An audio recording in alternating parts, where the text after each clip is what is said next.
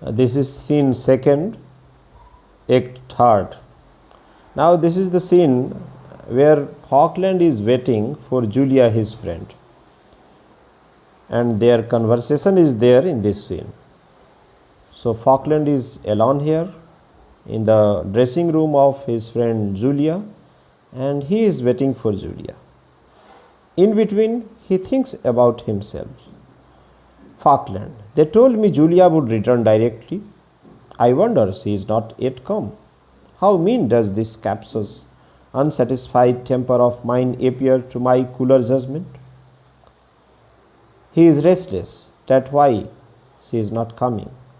Yet I know not that I indulge it in any other point, but on this one subject, and to this one subject, whom I think I love beyond my life, I am ever ungenerously fretful and madly capricious. He loves Julia, and at the same time he is surprised that how can he be capricious about her. I am conscious of it, yet I cannot correct myself. One hand he loves her, on the second he has been misguided by his friends, and that's why he has become suspicious about Julia Melville. What tender, honest joy sparkled in her eyes when we met. How delicate was the warmth of her expressions. I was ashamed to appear less happy, though I had come resolved to wear a face of coolness and upbraiding. Sir Anthony's presence prevented my proposed expostulations. In last meeting, he was not successful in meeting properly, because there was presence of Sir Anthony absolute. So that actually prevented him to be free to meet his friend. Yet I must be satisfied that she has not been so very happy in my absence. She is coming. Yes, I know the nimbleness of her tread. When she thinks her impatient, Faulkland counts the moment of her stay. So now Julia Melville is coming. Enter Julia. Julia, I had not hoped to see you again so soon. She is very happy to meet her friend Faulkland. Faulkland, could I, Julia, be contented with my first welcome, restrained as we were by the presence of a third person? He was also waiting impatiently for his friend Julia, because last time he could not meet her properly due to the presence of his guardian, Sir Anthony. O Faulkland, when your kindness can make me thus happy, let me not think that I discovered something of coldness in your first salutation. She is suspicious that he is not happy. Why? It was but your fancy, Julia. I was rejoiced to see you in such health. Sure, I had no cause for coldness.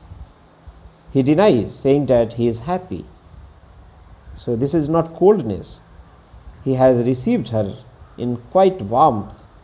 Nay then, I see you have taken something ill. You must not conceal from me what it is. She emphasizes that why he is not looking happy. Is there any problem? So she is also requesting that not should be concealed anything.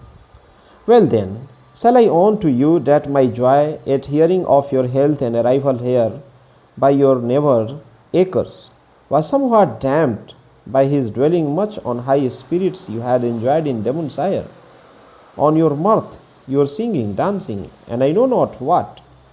For such is my temper, Julia, that I should regard every mirthful moment in your absence as a treason to constancy. The mutual tear that steals down the cheek of parting lovers is a compact that no smile shall leave there till they meet again. Actually, Faulkland is suspicious, and that's why he is not happy. Rather, he is sad due to the report of Bob Acres, who lives there nearby Julia Melville. He has reported that she was happy in spite of him. Without him, she was happy there. What does it mean? So that's why he wanted a clarification from his beloved Julia Melville. But Julia Melville, she must be disappointed. Must I never tease Cease to tax my Faulkland with this teasing minute caprice. Can the idle reports of a silly boor weigh in your breast against my tried affection? Rather, she is surprised and shocked that how can he be, because he has been reported wrongly by one of his friend Bob Akers, and he becomes suspicious of her nature and character. She is surprised and shocked. Faulkland, they have no way with me, Julia. No, no, I am happy if you have been so.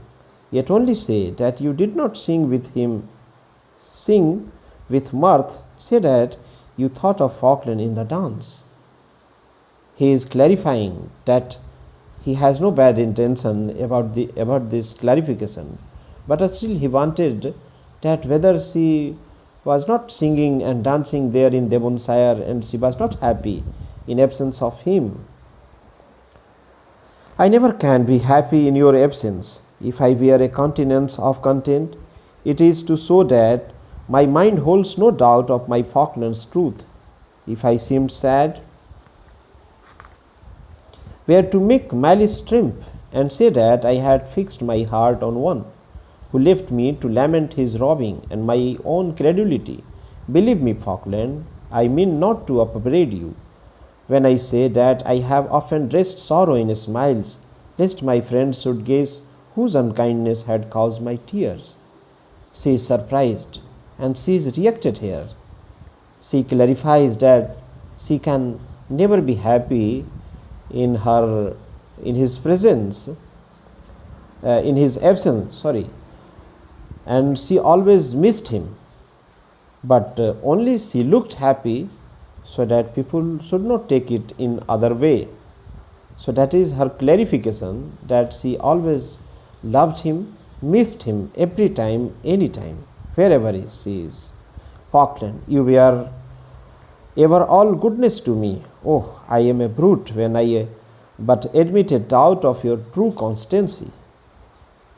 Faulkland is very sorry that he wanted to know the clarification offered by Julia, that he was capricious, he was cynical that she raised such question that hurt Julia's constancy, heart. Julia, if ever without such cause from you, as I will not suppose possible, you find my affections wearing but a point, may I become a proverbial scoff for levity and base ingratitude. How can she be ingratitude? No, she was always faithful to him and she always loved him. Faulkland, Julia, that last word is grating to me. I would had no title to your gratitude. Search your heart, Julia. Perhaps what you have mistaken for love is but the warm effusion of a too thankful heart. There is difference between love and respect. So please find out the truth. Really you are loving me or not, or rather it is just a respect for me. For what quality must I love you? Now she was already reacted. That's why she raises this question, that for what quality she should love him? For no quality. To regard me for any quality of mind or understanding were only to esteem me, and for person I have often wished myself deformed to be convinced that I owed no obligation there for any part of your affection. That is his request, that there should be a real love between them. There should not be only out of respect she is loving him, because he has saved her life. Where nature has bestowed a show of nice attention in the features of a man, he should laugh at it as misplaced. I have seen men who in this vain article perhaps might rank above you, but my heart has never asked my eyes if it were so or not. She is not happy at this juncture, because she observed that he is suspicious of her nature and character of love. Faulkland, now this is not well from you, Julia. I despise person in a man, yet if you love me as I wish, though I were an Ethiop, you would think none so fair. Julia, I see you are determined to be unkind. The contract which my poor father bound us in gives you more than a lover's privilege. She is hurt here, and she takes it in other way. She is unhappy after listening this dialogue of Faulkland, that whether he was repenting, that she has been actually thrown upon him by her father, whether he is not happy with this match, with this love. Faulkland, again Julia, you raise ideas that feed and justify my doubts. I would not have been more free. No, I am proud of my restraint. Yet, perhaps your high respect alone for this solemn compact has fettered your inclinations, which else had made a worthier choice. How shall I be sure, had you remained unbound in thought and promise, that I should still have been the object of your preserving love? He wanted just a clarification, whether she loved him sincerely or out of respect that he has saved him. That's why she is respecting and taking it as love. So she is free to decide that she should love him or not. But she is taking it in other way. She is not happy with this discussion. She thinks that he doesn't love me seriously. So that's why she is reacted. Julia, then try me now. Let us be free as a stranger. As to what is past, my heart will not feel more liberty. In a clear way, she says that if you don't love me, you are free to decide. You should leave me forever. We will be like strangers after that, if you feel free. And this liberty I will enjoy if you don't love me, because you are suspicious. Faulkland, they are now so hasty, Julia, so anxious to be free. If your love for me were fixed and ardent, you would not lose your hold, even though I wished it. He becomes more and more suspicious that this dialogue of Julia means that she wanted to be free. If this is not a real love, she should be free. Or if this is a real love, she should not be free. She should try her best to confine him, to continue this relationship. But she is not trying like that. Julia, oh, you torture me to the heart. I cannot bear it. Now she is too much disappointed with this discussion, that if he loves her, why he is raising such question, or if he doesn't love her, that why he has been there with her, or why not he leaves her. He is free to decide whether he should accept her, love her, or leave her. Faulkland, I don't mean to distress you. If I loved you less, I should never give you an easy moment. But hear me, all my friend doubts arise from this. Women are not used to weigh and separate the motives of their affections. The cold dictates of prudence, gratitude, or filial duty may sometimes be mistaken for the pleadings of the heart. I would not boast, yet let me say that I never neither age, person, or character to found dislike on. My fortune, such as few ladies could be charged with indiscretion in the match. O Julia, when love receives such countenance from prudence, nice minds will be suspicious of its birth. Faulkland again and again wanted this fact to be clarified, that Julia really loves him.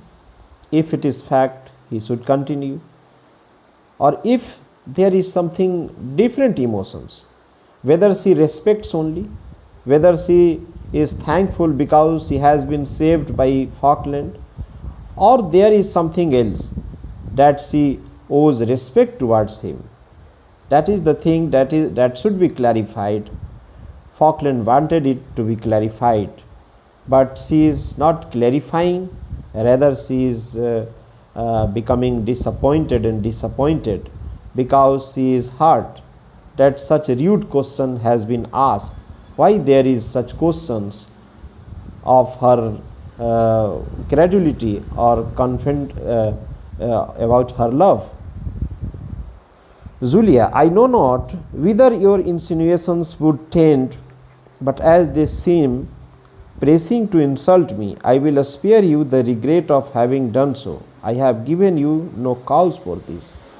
At last she is too much reacted.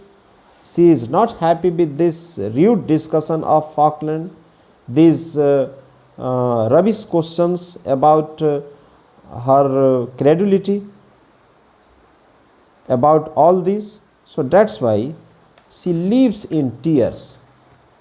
She went away from there in tears, but still Faulkland is there. In tears, stay, Julia, stay but for a moment. The door is fastened, Julia, my soul. But for one moment I hear her sobbing. God's death, what a brute am I to use her thus. He has been asking so difficult questions to Julia, but when she is reacted now, she is disappointed now. Faulkland is also repenting that why he raised such a rude question. God's death, what a brute am I to use her thus. Yet stay, yeah, she is coming now. How little resolution there is in women, how a few soft words can turn them. No, Faith, she is not coming either. He is in confusion whether she is going or she is coming. Why, Julia, my love, say but that you forgive me. Come but to tell me that. Now this is being too resentful. Stay, she is coming too. Sometime he thinks she is coming, but actually she is not coming. I thought she would. No, steadiness is anything. Her going away must have been a mere trick then. She shan't see that I was hurried by it. I'll affect indifference. No, zounds, she is not coming. No, don't intend it, I suppose. But lastly, it is quite clear that she is not coming back. And Faulkland should not continue his discussion because she is upset now. This is not steadiness but obstinacy. Yet I deserve it. What, after so long an absence, to quarrel with her tenderness? He has not been meeting with her for a long time. But when he met with her friend Julia, he quarrelled with her. This is too much. What, after so long an absence? Quarrel with her tenderness. It was barbarous and unmanly. I should be ashamed to see her now. I'll wait till her resentment is abated.